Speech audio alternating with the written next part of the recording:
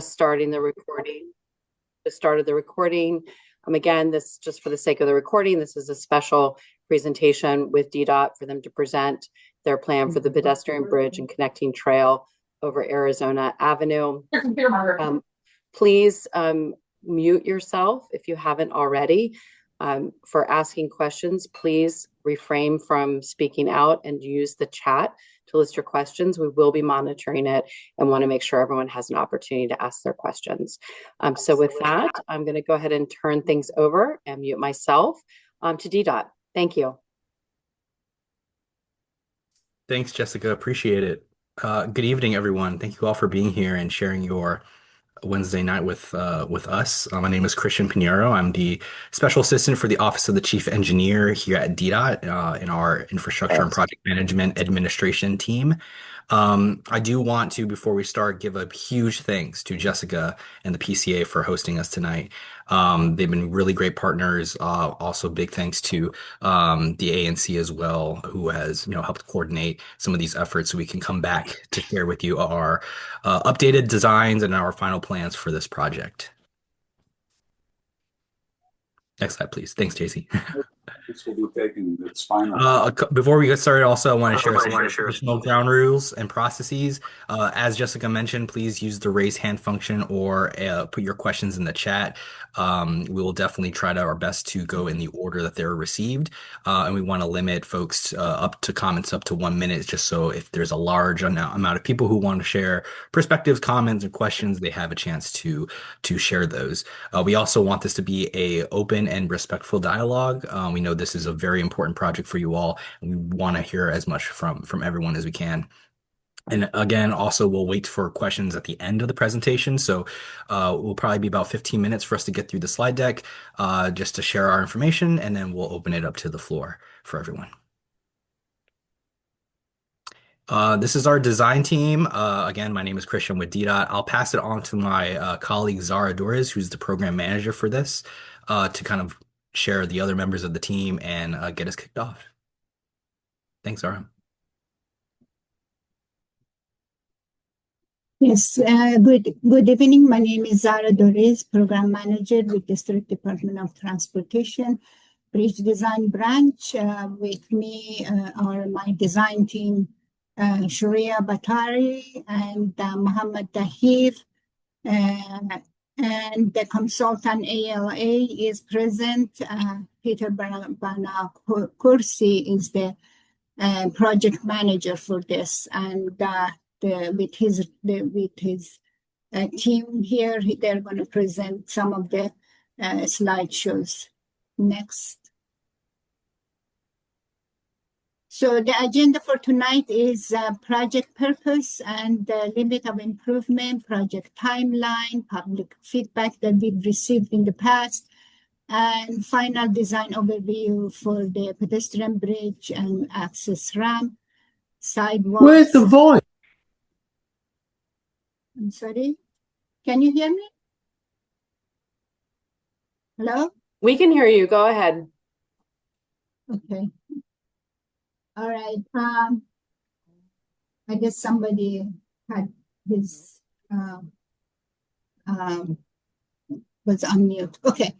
So the final design overview on pedestrian bridge and access ramp, sidewalks, and pedestrian crossings, and Palisade Trail and drainage improvement, and next steps and questions and answers is the agenda for tonight. Next.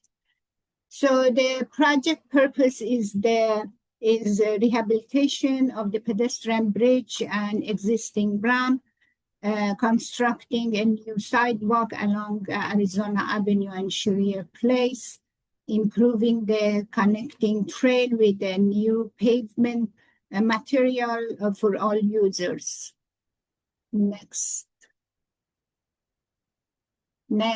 Okay. So project construction phases, we're going to be constructing the project in 2 phases. Phase 1 is going to be replacement of the pedestrian bridge and constructing sidewalk along Arizona Avenue from Sharia Place to Carolina Place, and connecting that sidewalk on Sharir to the existing sidewalk that is on Sharir Place. And also constructing or improving the trail on the west side of the bridge all the way to Galena Place, and on the east side, about 50 feet to south or east. And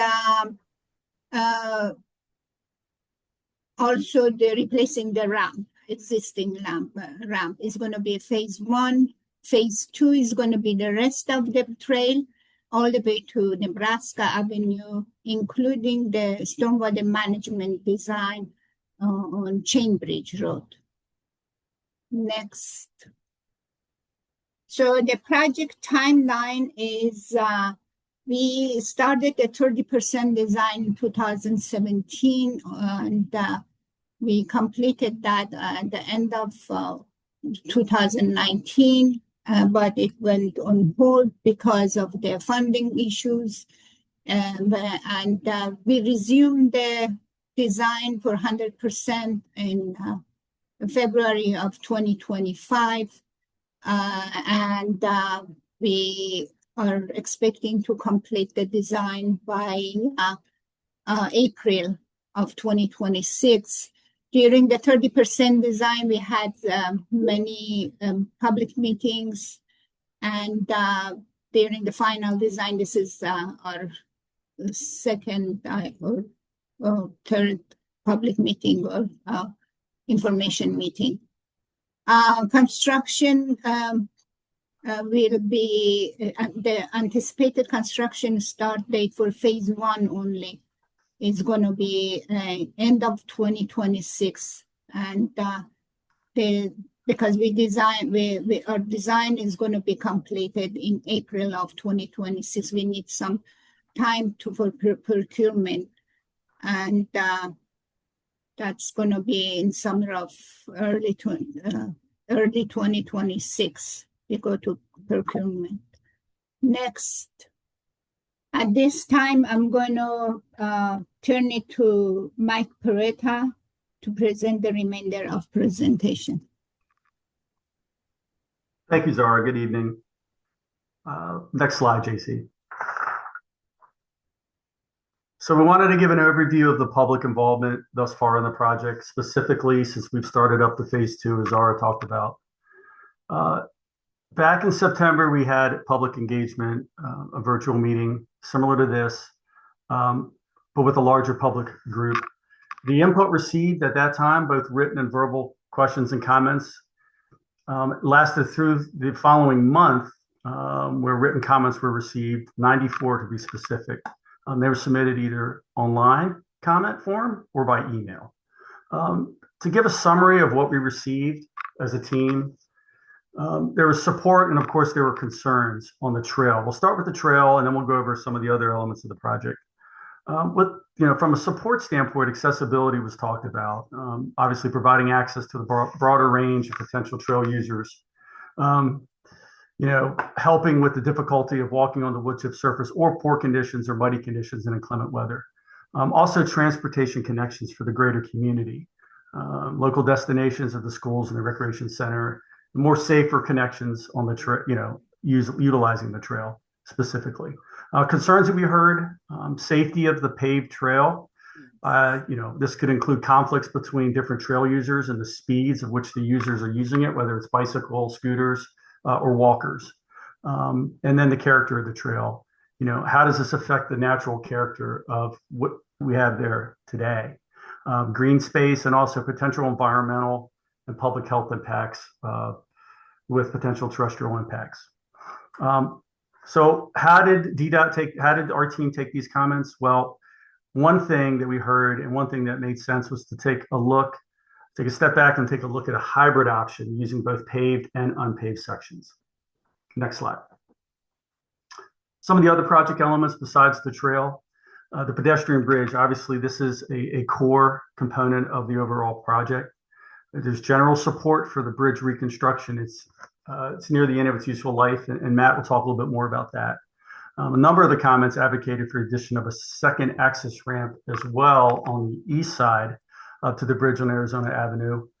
Some other comments were requests to limit the extent of the ADA compliant access improvements. With the Hawk signal, which is at Arizona and Sherrier Place intersection, there's a mix of opposition and support for this type of signal.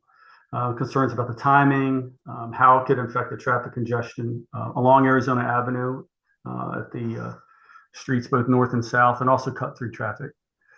And then, of course, studying additional traffic conditions in a little bit more detail. Quickly, drainage and stormwater management was discussed, concern over existing and future stormwater management needs, which could include drainage as well, further study, and also sidewalks on Arizona and Sherrier Place. General support for the sidewalks, obviously helping pedestrian connectivity and making it a safer pedestrian connectivity along Arizona Avenue, but also Sherrier Place and connections to the side streets off of Arizona. And one more thing too was, what type of impacts would those sidewalks have? So how did this translate into our next stage of design heading toward 90%, which is where we are now? The trail limits, Galena Place to Sherrier Place and Nebraska Avenue. Taking a look at two phases, as was shown in Zara's earlier slide, from a construction standpoint. We concentrate on one phase more on the western side, and then the eastern phase on the eastern portion would be able to advance at different speeds. Replace the pedestrian bridge with a steel box truss and west access ramp, which has been shown on the designs, and also install sidewalk improvements on Arizona Avenue and Sherrier Place. So a lot of these were already there. You'll be able to see the differences in the design as we move forward. And starting with that are these adjustments mentioned here. So instead of having a Hawk signal, our traffic engineers got together and realized that a rectangular rapid flashing beacon, or an RRFB, pedestrian crosswalk signal would fit better to safely cross Arizona Avenue. Also, the trail typical section and surface has been adjusted. It is hybrid. It's a combination of 8-foot wide asphalt instead of 10, and is also 2 or 3-foot grass shoulders depending on what side of the trail. And you'll see the benefits of that a little bit later as well. Next slide.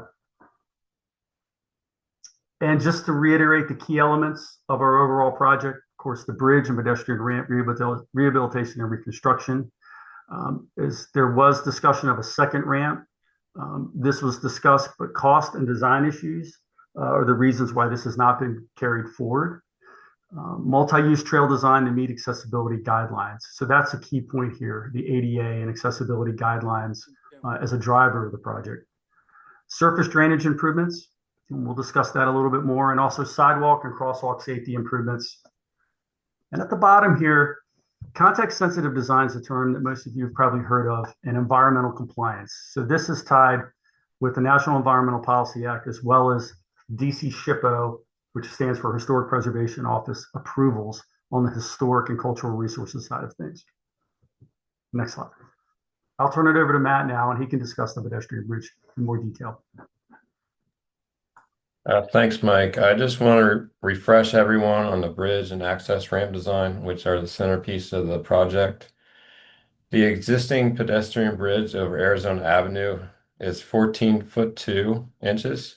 The DDOT standard vertical clearance for pedestrian bridges is 17 foot 6. Note there are several areas of impact damage on the existing bridge. The new proposed bridge will have that standard vertical clearance of 17 foot 6 inches. The most recent in-depth condition inspection of the structure was performed by DDOT in September 2024. It was noted as a 5, which is fair condition. The structural condition of the bridge is deteriorating. It is near the end of its useful life. Next slide. The proposed replacement bridge main span over Arizona Avenue is a prefabricated steel box truss similar to the bridges shown here in these photographs. These are some of the features of the prefabricated truss bridge that are recommended for the main span of the pedestrian bridge. There are safety handrails at 42 inches, mesh panels on the sides and top of the truss, and a concrete deck for durability. It'll also be gray colored steel as the aesthetic. Next slide. These are the recommendations for the pedestrian access ramp. The existing pedestrian access ramp on the west side of Arizona Avenue will be replaced with a new ramp. The design of the new pedestrian access ramp will follow ADA and DDOT accessibility guidelines. Because of the raised trail profile on the west end of the bridge, a longer ramp will be required to meet the existing ground line while maintaining the required ramp grades. Next slide. This is an overall view of the project, which shows the west access ramp from Serrier Place to the pedestrian bridge and Palisades Trail. The proposed ramp will be 12 feet longer to get up to the elevation of the proposed bridge and meet ADA requirements. Next slide.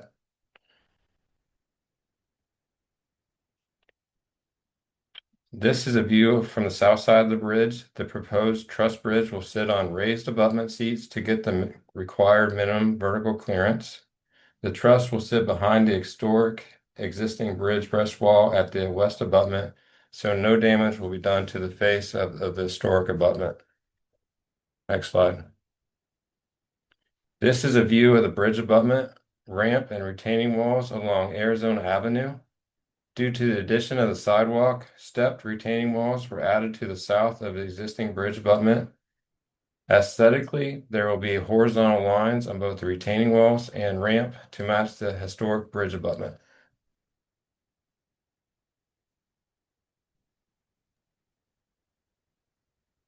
Thanks, Matt. Now we want to talk about the sidewalks and the pedestrian crossings at Sherry Place and Arizona Avenue. This is a graphic showing the extent of the sidewalk improvements. We'll be tying to the existing sidewalk on Sherrier Place and carrying it to the intersection with Arizona Avenue, and then turning the corner and extending down Arizona Avenue to Dorset Place, and then to across Dorset Place to end at Carolina Place. Across from Carolina Place, the sidewalk improvements are already in place as part of the redevelopment of several of the properties there along Carolina Avenue. It's a 5-foot wide sidewalk. All of the work will occur within existing right-of-way. You can see the existing right-of-way line shown on there in a dark double-dashed line. Also, we are aware that there will be impacts to property hardscape and landscape, both along Sherrier Place and along Arizona Avenue.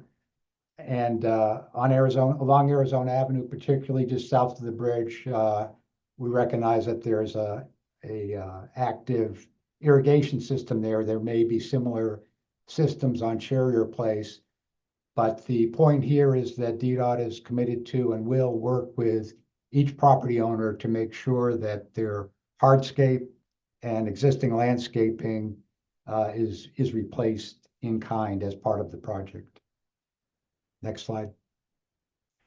As Mike mentioned, we have shifted from the Hawkeye signal to a rectangular rapid flashing beacon, and that will be installed as shown in the photo graphic on the left side there, with two pole-mounted flashing signals with pedestrian warning signs.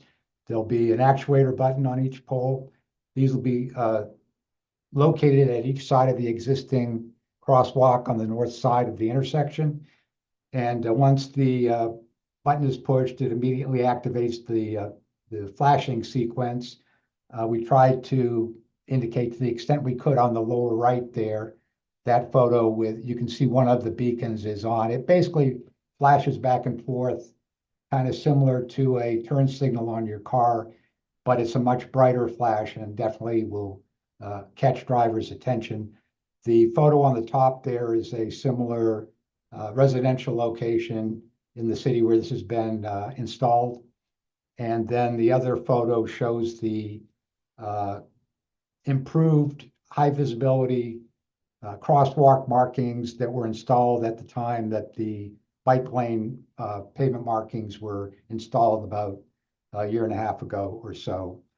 I think there's two advantages, big advantages to the flashing beacon. First of all, it's more user-friendly than the Hawkeye. The Hawkeye signal, you have to wait for the lights to flash through a sequence. It's a little bit more confusing for drivers. So this reacts immediately. You can make your crossing, and so there's a big benefit there, I think, to pedestrian usage. The other side of the coin is less impact on traffic flow.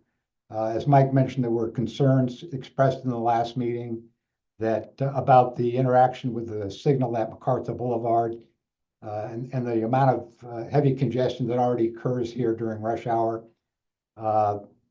With the flashing beacon, there's no interconnect with the traffic signal. If nobody wants to cross, there's no disruption to traffic, which will reduce or help to reduce any additional traffic impact, or thereby as a result also less chance of this causing any additional cut through traffic from what already exists out there. Next slide, please. Okay, now onto the trail itself. Again, echoing what Mike had discussed, we are revising the section or typical section, as it's referred to, of the trail. It was a 10-foot wide paved surface. We are moving forward with an 8-foot wide paved asphalt surface with a 3-foot side path on the left or north side. And that'll provide a softer surface for joggers, dog walkers, and any other users that prefer the soft surface. There will still be a minimum shoulder. It's shown as 2 feet. Due to right-of-way constraints, it may be as narrow as 1 foot in some sections. And as far as drainage is concerned, the pavement will be sloped from the north side to the south side at a 2% grade, which is adequate to allow surface drainage to flow from the north side to the south side, away from the majority of the residential properties which are on the north side. At the couple of locations where there are residential properties on the south side, the water will be picked up in an appropriate fashion with a swale and carried to one of the existing outfalls that exist along the south side of the trail. And the soft surface will be a planted grass surface. Next slide, please. Something that is being considered for the project, and this is something new that was thought of, and that is to provide glow stones on the trail surface. What these are a luminescent mineral stone. It would be rolled into the asphalt, the surface asphalt, as you can see in the image on the left. And what happens is that during the daytime, the minerals are energized by sunlight. And then in the evening, particularly right after twilight, you will see the glow of the stones as shown in the right photo. During the daytime, they are also glowing, but because of the ambient light, you don't see the glowing. I think the glow that's shown here is probably a little brighter than what actually occurs in reality from some of the background that we've investigated on it, but it would be similar to this.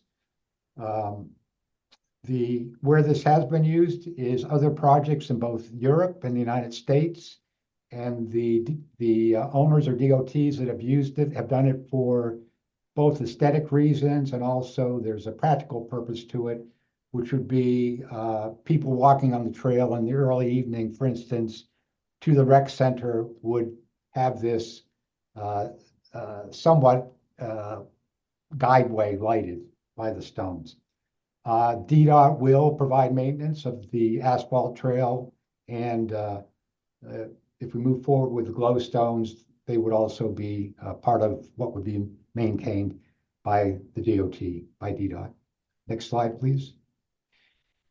For trail drainage improvements, there are 3 locations, as we discussed at the previous meeting, primary locations where major drainage problems are going to be addressed. One is at the entrance at Galena Place. You can see in the photo on top there that currently the water actually drains somewhat down from the bridge this direction is towards Galena Place. Then it leaves the trail and drains down through that fence onto adjoining private properties. I'm going to show you, we have a following slide that shows what we're going to do there in more detail. The second location is in the middle to the right on this graphic at Chambridge Road. As Zara mentioned, DDOT in-house is developing plans to address ongoing stormwater management issues, storm runoff issues on Chambridge Road and the outfall there. And those plans are going to, once they're completed, will be incorporated into this construction project in phase 2. The third location is near the terminus of the trail. The upper photos on the upper right, homeowners or others have actually dug their own narrow ditch there, as you can see in the photograph, to get the water to drain away from the backs of their properties and against the fence line and get it to drain to an existing inlet. We have a following slide that will show how we're going to address that in a little bit more detail. Next slide, please. This is the location at Galena Place, which is to the left. The trail is shown in gray.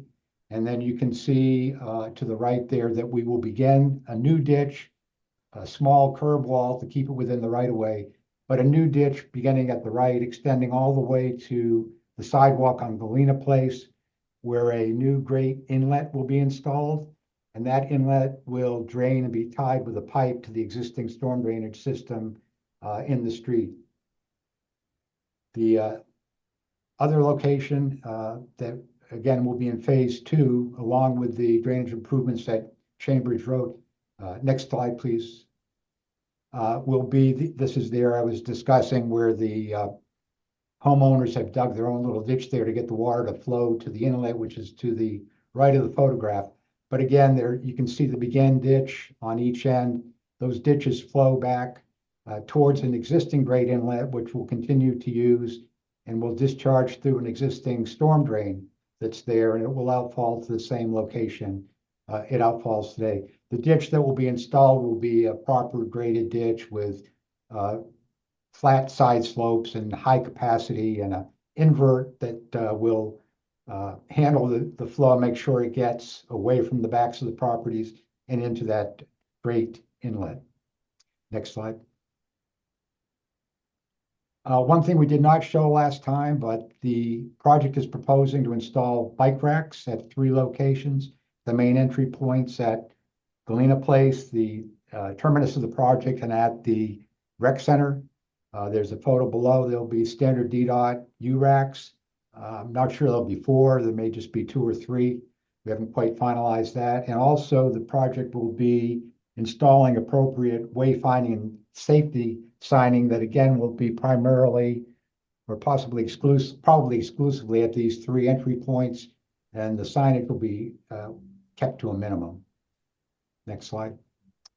Again, just to summarize, we're going with a hybrid trail surface as we showed you, luminescent stones. The other adjustment that is a new adjustment since the previous meeting is that the trail is going to end at Sherrier Place, Nebraska Avenue Loop, but it will not connect directly to the road. Upon further consideration and review of safety requirements, it was determined that it would not meet safety requirements for disabled users to have them be connected to a street, even though it is a low volume street. Normally, typically, and for safety purposes, a trail would, in an urban environment like this, would connect to a sidewalk. As you know, there's no sidewalk along that section of Sherrier Place, Nebraska Avenue. So that is a change. The trail will end within the right-of-way. It'll be about 30 feet short of actually connecting to Nebraska.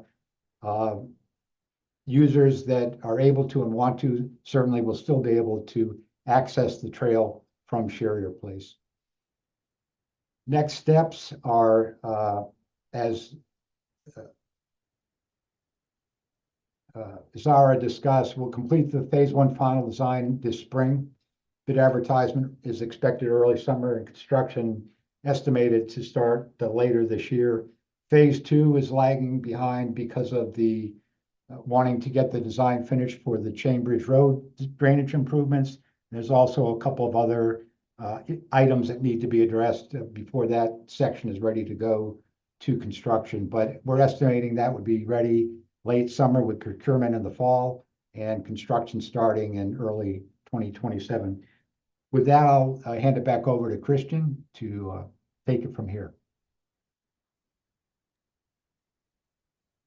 Thanks, Peter. Appreciate it. Sorry for the dimmed lighting on my screen. We also want folks to take the time when you have the chance to fill out our Title VI public involvement survey. This is a federal requirement that we use for all of our public meetings to gather demographic data and make sure that we're meeting our Title VI goals. We'll also have the QR code on the end slide for the remainder of the presentation, so folks can scan their phones accordingly. And with that, I do want to open the floor for, or we want to open the floor for questions and comments. You can email myself, Christian Pinheiro, christian.pinheiro@dc.gov. I handle all public involvement inquiries for our team. And then also my colleague, Eric Feldman from our consulting PR, Eric F@rhiplaces.com. And with that, we want to turn it over to you guys. Great. Thank you so much, Christian. Thank you, everyone, for the presentation. I'm going to go ahead and start with some questions from earlier on in the meeting and move through. Just a reminder, please use the chat as much as possible for your questions. You can raise your hand as well, but we're going to first start with getting through some of the questions on the chat. The first one was asking for a little bit more clarity on the RRFB. If you could explain that again. We did put in the chat, and please correct me if I'm wrong, there is one at crossing MacArthur at Edmonds by Palisades Plaza, which is where the Starbucks by the post office, and then also one in front of the Fitzgerald crossing MacArthur. And if you can just maybe quickly explain how that operates to the public, that'd be great. Yep, this is Mike again, and I'll turn it over to Richard if you want to give a little bit more detailed explanation. I know Peter went through it for about 2 or 3 minutes in his slide, but there might be a couple more detailed elements that Richard might be able to provide the attendees. Yeah, good evening. Yeah, Peter basically covered the main idea, though. It is pedestrian actuated. It's when you hit the button, the lights will immediately start flashing back and forth rapidly. Okay, it's a set duration of time based on the crossing distance. And can you just confirm that it is what people can see as they're driving down MacArthur? That is the same thing at Edmonds.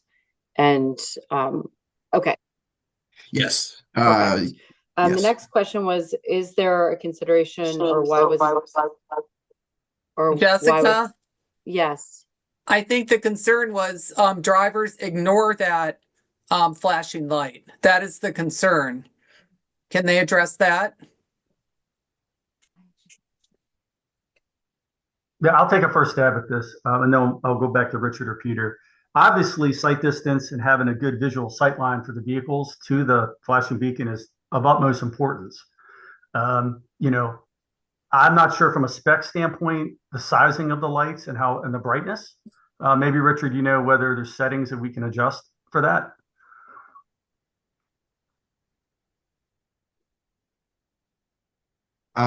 Yeah, they are designed to be pretty high intensity. I think there are various settings the manufacturer allows, and like you said, I think visibility is a key thing. Perhaps if there's tree branches or stuff that or if it's off too far to the side, that could be a factor as well. So I think here we're proposing it where we're keeping the visibility and the sight distance in mind as we're coming up and down Arizona.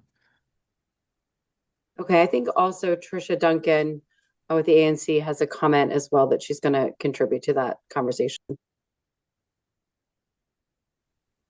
I was told at one time in the last 2 or 3 years that rapid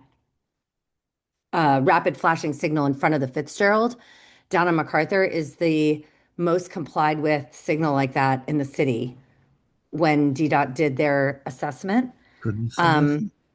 It certainly is safer than what we do now, which is just like walk out into the street and, make eye contact with the drivers.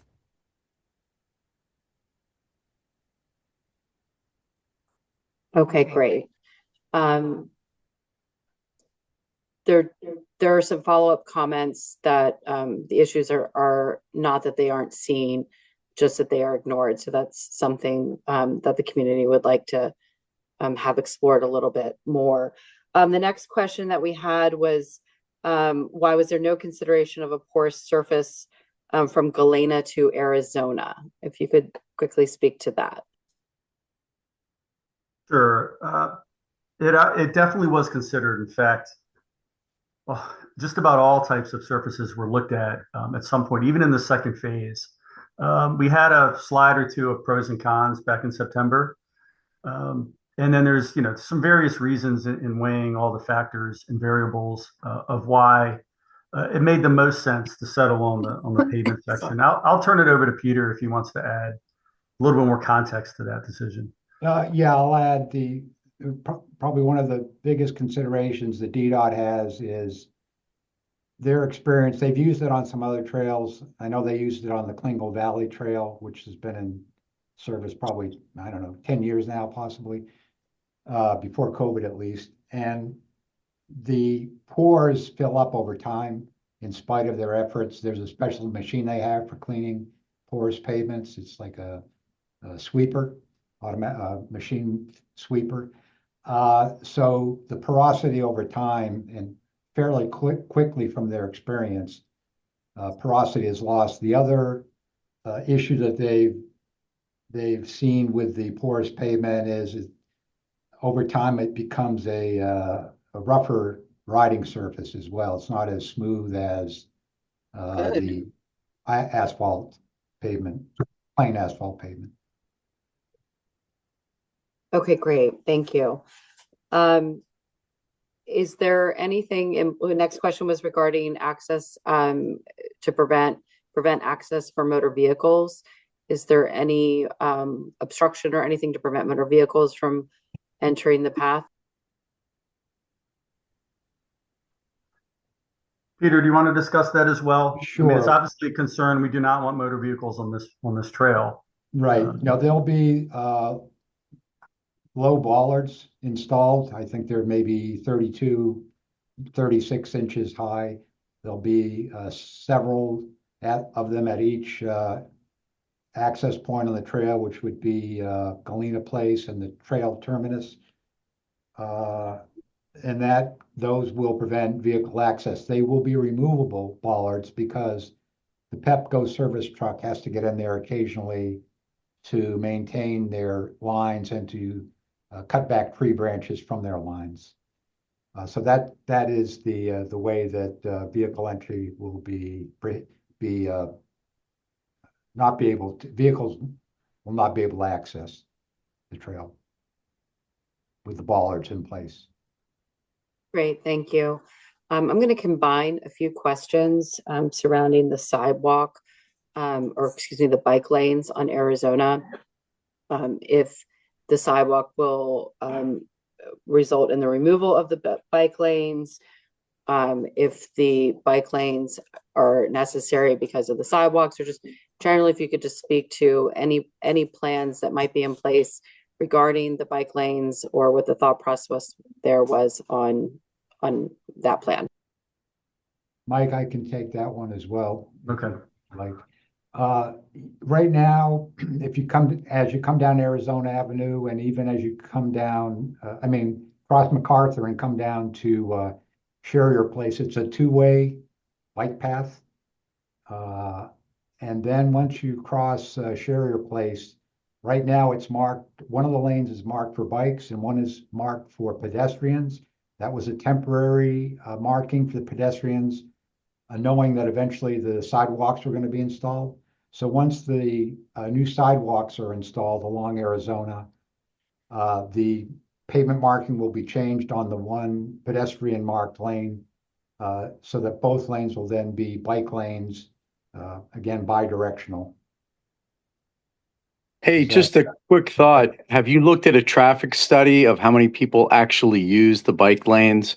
And so installing additional walk lanes when it's rarely used and the most amount that it's used is by walking seems to be overkill and will add costs and will greatly disrupt traffic during this whole construction process. And it seems overkill. So maybe you can address that. Sure, but are you maybe I misunderstood, but or maybe I didn't explain. There will not be redundant pedestrian surfaces. As you can see in the photo there, both of those lanes on either side of the striped center line will be for bikes. The pedestrian marking that's in one of the lanes now will be removed. That will become a bike lane, a bi-directional bike lane like it is on the north side of Sherrier Place today. And the sidewalks will be in place, so pedestrians will be accommodated. No, I'm sorry, just to be clear. So this Building meeting is going to bike go to lanes- hell if we allow Tim, people to respect- just Tim. interrupt. Yeah, And Tim- no, he doesn't have the floor. He doesn't. Apologies. Apologies. No, it's not an open question time. And please, the people from DDOT, if somebody tries to interrupt like that, don't answer their question. You're just encouraging them. Well, we're Okay. fine with answering it, but yeah, that's I guess you're talking about the trail itself, and that I'll leave to others to address. But I think we've gone through the reasons behind the project going back 7 or 8 years ago, and we're at the point now where we are ready to, with a reasonable amount of community support, more than half or about half, to move forward with the trail improvements. Okay, the next question we have is, we have several questions regarding the drainage, the storm drainage, and the ditch. Couple questions, if you could please clarify if the ditch is connecting into something or if it's just going to a ditch. And also if the residents that live near the terminus, particularly on the lower CBR, if they'll have an opportunity to see that stormwater management plan in advance. Yeah, so with that, I'll start with the second part of that question. The work that's currently being done by DDOT, as far as the drainage, that is not at the point yet it's not far enough in the design phase, in the design level to take to the public yet. But obviously, it needs to be vetted with the community. That hasn't been worked out yet as far as, in what format. The actual DDOT staff can correct me if I'm wrong, but so that's something that, of course, the ANC and the PCA will be made aware of, obviously, and it's part of the second phase of the project moving forward. I can turn it over to JC if you'd like to talk a little bit more, please, about the drainage connectivity and what went into the actual design, and how we came about to where we are. There's been a lot of iterations and a lot of different modeling that's been done just to see what's the best situation. So, JC, if you'd like to add to that. Sure. I think the focus is on Galena Place, where the water was going into the adjacent property. So we are proposing an inlet at the end with a ditch, and we'll have a curb to stop the water going into that property. And from there, the inlets will connect to the existing system. Now, the area where we have a ditch that was created locally, we are proposing 2 ditch that will connect to the existing inlets that is there, and then it will outfall with the existing pipe.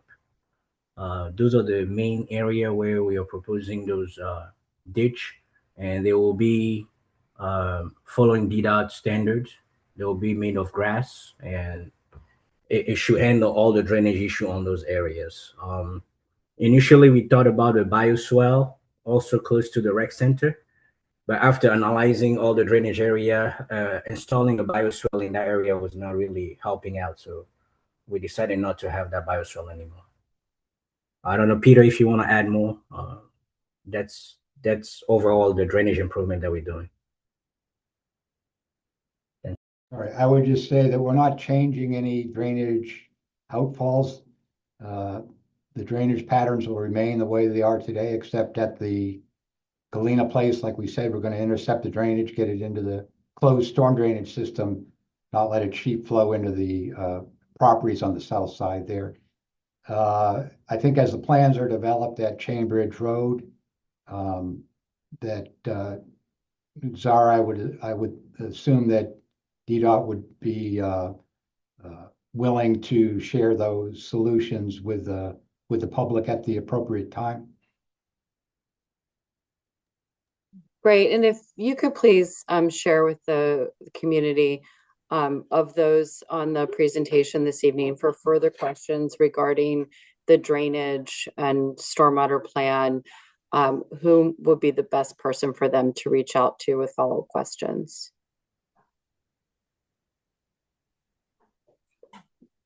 I would say for any public questions, reach out to me. I'll contact the teams internally so we can have a single pipe of communication. Okay, great. And everyone, that's Christian. His email address is on the slide right now, Christian Pinero. Thank you. The next question is about the sidewalks and a question about why the decision was not to include sidewalks on Nebraska. I think to connect through to the street. Right, this is Mike. Peter's got a lot of good history, probably the most of anybody on this call, the whole entirety of the project, going back to phase one. What's your recollection of the reasons for not considering Nebraska moving forward? You're referring to the fact that we're not connecting, or the fact that we're not adding sidewalks along that section of Sherrier Place and Nebraska? If it's adding sidewalks, that was never really never was considered for this project or to be part of this project. Zara, I don't know if you have any input on this, but yeah, it was not. It was considered to be beyond the realm of what we're trying to do here in terms of the trail improvement. Yes, this is outside the scope of this project. Constructing the sidewalk on Nebraska Avenue was not part of the scope of work for this project from the beginning.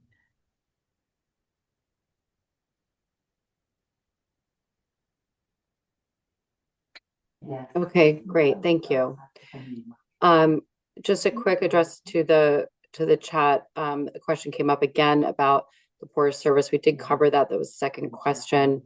That answer will be reflected in the recording, which will be made available. And I would encourage you to ask offline as well. Because we are short on time, I do want to get to the hands that are raised. There are additional comments in the chat, but I don't see other new questions other than as they relate to some of the things we've already said, but I will review that again as we listen to the questions. Amy, if you can unmute yourself, please. I believe you had your hand raised. We'd love to hear your question. Yes, thank you very much. And can you hear me okay? Yes, okay. First of all, thank you very much for this presentation. Very thorough, and I really appreciate all your insights. It's not a question first, but I really love the idea of the glowstones personally. I think because we are not lighting the trail, that does add a safety feature for people who might be using it when there's not full sunlight. So I do think that that is a great idea. It was just a quick question, though, about the reduction on the width of the trail. I know that people do have concerns about being able to go on the trail safely with bikers, etc. I appreciate you guys proposing the walking trail next to the paved area, which should alleviate some of those concerns because the people who would like to walk on an unpaved surface can do so. However, I do think the reduction in the trail length is potentially a mistake down the line. I don't foresee a whole lot of people using such a wide unpaved surface, but I do see a lot of different people using the paved surface, including people with strollers, bikers, walkers, etc. And I just wanted to ask if that was like a done deal, or if there was, I don't want to reopen the conversation, but if that was still under discussion, because I personally think the trail is a bit too narrow. So it was kind of a question as to if that is still under consideration in terms of a wider trail being potentially safer for multiple users. Thank you. Thanks, Amy. So, especially during the last September public meeting, there was a lot of discussion on the typical, we call it a typical section, with the overall width, looking at it from an elevation view. You kind of hit the nail on the head there at the beginning on some of the reasons why that was being considered. Trying to separate, trying to keep this isn't meant to be a connectivity, high-speed bike connectivity trail. This is for connectivity of the users in the local community. The big concern that we heard was the mix of users and the safety of those mix of users with potential high-speed scooters or bikes. So you almost do not want to have too much width to allow 2, maybe even 3 wide of different types of users. Having the grass trail seemed to be a pretty good, I'm not going to say compromise, but it allowed options for the users to feel they can make their choice of how they would feel more safe. Other reasons are less pavement, less cost. There are some negativities that we heard about of urban heat from the pavement, and also the various other disturbances of natural habitat with pavement. So there are benefits for having less pavement out there as well. So those are some of the things that went into it. Peter, I don't know, or somebody from DDOT management, if they wanted to add to that. But we have spent a lot of time looking at various typical sections and looking for that happy medium. Okay, thank you. Yeah, I understand that. I think that the trail will be well utilized, and I think that the unpaved surface perhaps not as utilized as it is implied it will be. But I guess we will see. I appreciate that. Great, thank you.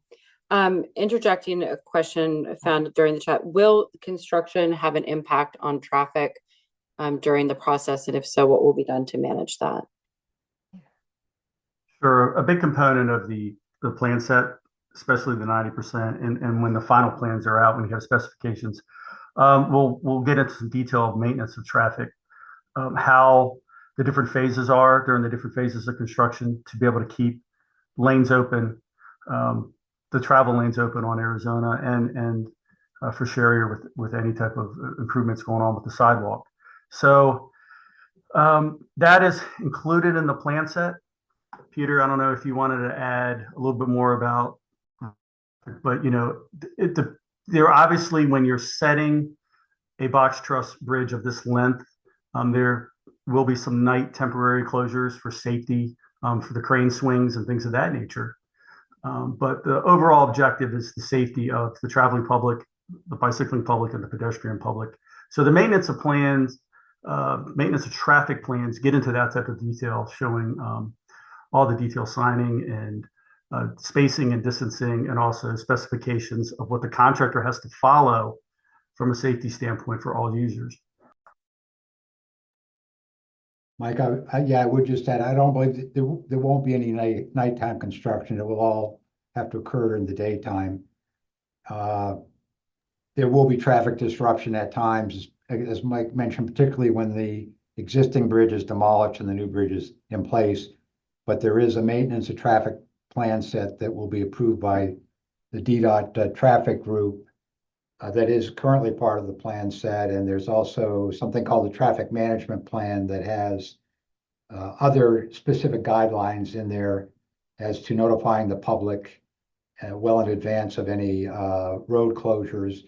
Again, we're estimating that the removal of the bridge would require closure of this section of Arizona Avenue for minimum probably a couple of days, and the same when the truss is lifted into place. So yeah, there's obviously no way to completely avoid some impacted traffic, but there will be mitigation measures and some detour routes that will be established to work around this section of Arizona when it is needed to be closed. Great, thank you. To the next hand that we had raised was Upendra. If you can please unmute yourself and ask your question. Hello, yeah. Hi everyone. Thanks for the presentation. I'm the property owner. I'm the homeowner who I own the home right on the south side of the bridge. So I'm looking forward to working with you folks. I still question the need for sidewalks there, and now we are proposing retaining walls as well. I observe the shared bike and pedestrian lanes daily. They are rarely used, so I would still question, as Tim was saying as well, the need for sidewalks there. Having said that, if the plan is to construct the sidewalks and the retaining walls, I would like to work with you folks on how that is done. There is going to be impact to my landscaping and my property there. I have sent multiple emails to your team over the past year. I haven't received any responses, so I'm hoping we can continue to communicate over email.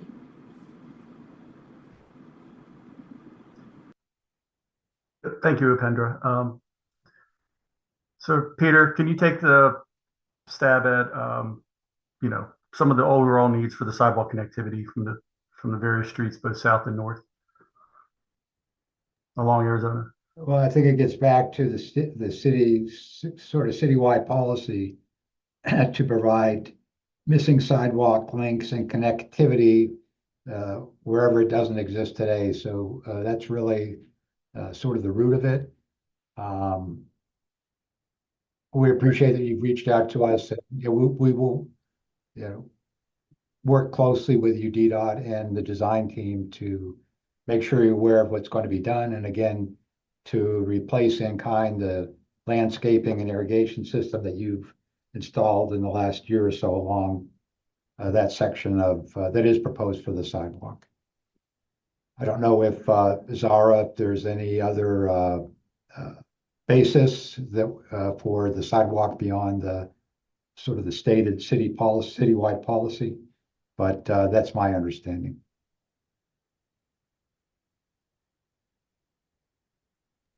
Yeah, I don't have any comment on that. Yeah, it's connectivity. We in the city we try to connect all the missing sidewalks to the existing sidewalks. Yeah, this is Yvonne Thel. I'm a deputy chief engineer here at DDOT, and I just want to kind of chime in on that one. It's the mayor's goal that we have a sidewalk on at least one side of any street that we have in the district. We've made a lot of headway in that over the years, but there's still a few streets like this where we have no sidewalks on either side. So anytime we do work in an area, we try and incorporate that to the project. Okay, thank you. Thanks, Yvonne. Okay, one more quick question from the chat, and then I know we have one. I thought we had two more hands raised. So if you did have your hand raised and you still have the question, please go ahead and raise it. We will get to you. Again, there are a lot of questions about the drainage and stormwater drainage. There was a question about whether or not French drainage was considered in the project. Mike, I'll take that. Go ahead. There are a couple of locations where there's a lot of groundwater coming up from the ground, from the surface. And in those locations, we are going to install under drains, which I think is what you're referring to. It will capture that groundwater and it will carry that will be a pipe, a corrugated metal pipe that has holes in it on the top side, top half, the bottom is solid, the groundwater goes in the top, and then that gets drained to either one of the existing pipe outfalls or it's primarily, I think, in this area where there are some existing grade inlets that are buried up, but we're going to be opening those back up, improving the drainage to those. But the under drains will tie to an appropriate outfall and not outfall certainly onto anybody's property. But so short answer, yes, there will be, French drains in this case. We refer to them as under drains at a couple of locations along the phase 2 part of the project. Particularly, I think when you get on the east side of Cambridge Road. Okay, great, thank you. And then the other questions were related to the width of the trail for usability, which I believe have already been answered in the chat. So if you have a particular concern there, please take a look there. Several of those questions were answered in the chat by the DDOT representatives. The next hand that we have raised is the Schramm family. Please go ahead and unmute yourself and ask your question. Hi, thank you. At one point, one of you mentioned that about half the community supports paving the trail. And at the last community meeting, is probably 75% or more opposed paving it. So given that at best half the community wants it, half doesn't, one, I'm wondering why we're moving forward. Like, does the city have a budget surplus and we just need to spend money? Or could there be a real compromise and have 5 feet of grass so that you could actually walk your dog? Because you can't walk a dog with 3 feet and be there with the dog. So why not have it be 5 feet, which is a sidewalk width of grass, and 5 feet of asphalt? Yep. So some of the typical sections, it was looked at different widths. A 6 foot was considered. There were discussions of gravel instead of grass in place of the 10 parts of the 10-foot trail. A lot of iterations were used to get to this, I guess, recommended typical section that we have right now. Your points are valid. At the public meeting, there were verbally more opposition, but then when the written comments leveled everything out, we had a little bit more actually in support of the trail for the reasons mentioned earlier. So that's why it ends up being, divided up the way it is with support and concerns. I don't know if there's anything else to add, Peter, about trying to find that consensus for a community, Well, there were when we were considering the 6 foot width, there were two things. The AASHTO guidelines, which are nationally accepted standards, and this project, I believe, is federally funded. Normally, you have to adhere to those standards, and their minimum trail width is 8 feet, and that's how that sort of forces us back towards 8 feet. But in addition to that, the DDOT trail group folks do have a 5 or 6 foot wide, I guess probably 6 foot wide trail that they installed. I think it's called the Rose Trail. I'm not familiar with it, but they noted that narrow width causes a lot of conflict between users, walkers, and if recreational bikers even find it difficult to coexist in that narrow a trail. So the project team decided with DDOT's concurrence that 8 foot, first of all, meets the standards and requirements that we need to meet, but also with respect to their experience with a narrower trail in that Rose Trail, which may not have been, probably was not federally funded, which is why they were able to go, with a narrower paved surface there. But Yvonne, I don't know if you have anything additional to add, but I wanted to add that. Yeah, I do want to just say that just, I guess, based on our experience throughout the city with the Rock Creek Park, and Met Branch Trail, Anacostia Riverfront, that 5 feet is pretty narrow if you do have cyclists, and you have, people with strollers, dog walkers. It is a little tight.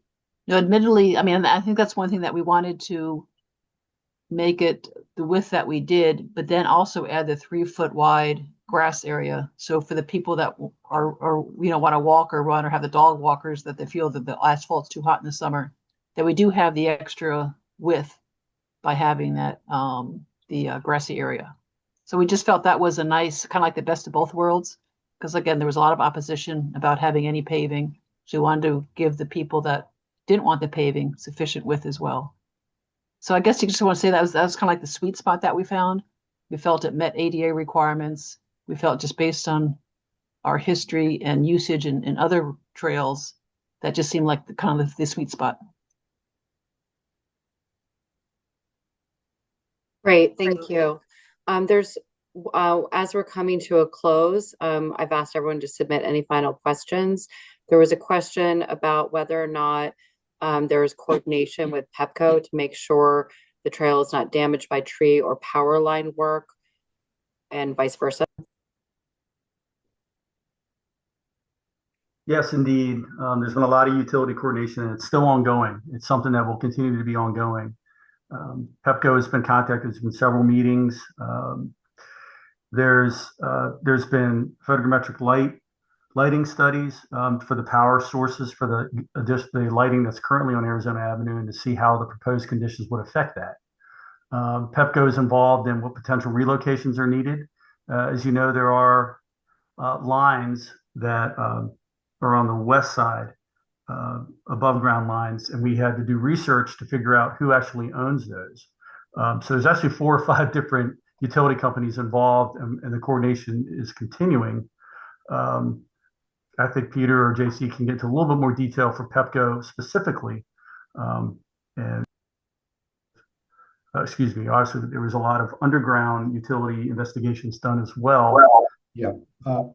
Yes, Mike, that was all along Arizona Avenue, but along the trail itself, as I think we mentioned during the presentation, Pepco does, well, when you asked the question about vehicle access, yeah, Pepco does get in there, trims tree limbs back to, not so much with regard to the trail, of course, but with regard to their own facility. So yeah, that will be an ongoing maintenance function by them. And we have coordinated with them with field meetings, primarily about Arizona Avenue and the relocation of the light poles there. But they have been provided our plan sets at every milestone submission, so they're aware of what we're proposing to do. And so far, this far into the process, they're on board and understanding what we're doing.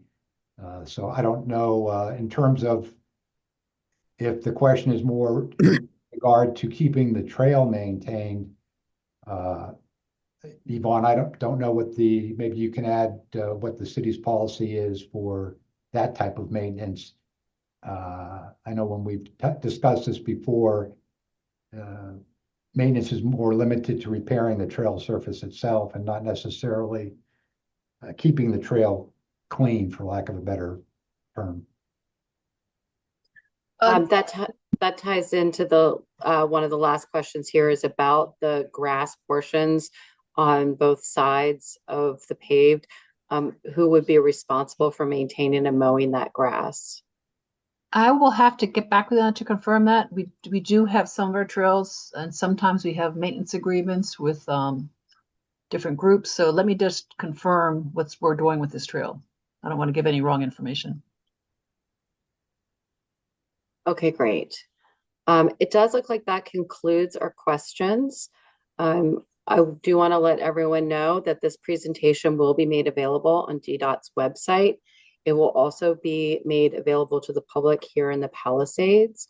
We will post this deck on our listserv. It will also be sent to our members. The A recording of this will also be, I think what we're looking at is probably the easiest thing is to go ahead and post it on our website.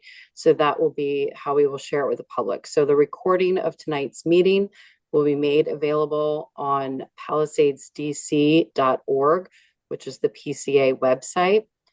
And we will also be distributing this deck over the listserv and to the members, and it will be available as well to DDOT. Thank you to DDOT, and thank you to everyone who came to listen and ask questions. This is obviously an important change in our neighborhood, and I think it was a great opportunity for all of us to ask questions and learn more about the process moving forward. So thank you very much, DDOT. We really appreciate having you, and I appreciate all of the members and community members who joined us this evening. Thank you very much from the PCA.